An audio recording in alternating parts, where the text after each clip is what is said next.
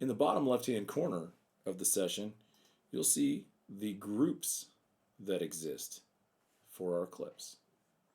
So these are actually track and mix groups, and the track and mix groups allow us to maneuver between particular elements and groups in the mix and edit window. With groups active off to the left, if we go to the mix window in particular, you see the same group section here. With these groups assigned, we move up and down on a single fader and we have changes happen in the group.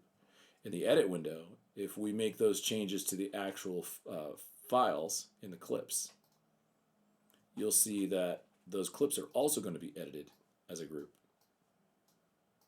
If I can find them. There they are.